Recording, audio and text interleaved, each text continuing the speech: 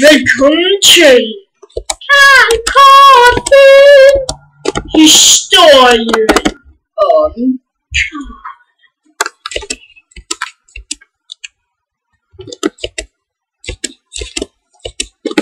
Dette er Karl, som var en meget livlig skolefolk.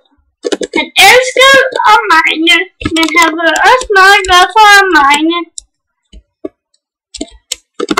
Det gav ikke nogen mening. Au. Han flyver, den dumme dreng. Nå. I dag skulle han ud at sejle. Ud at sejle. Han kan godt lide at sejle, den lille luder. Han kan godt lide at sejle.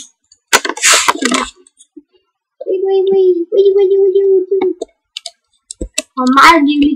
Au.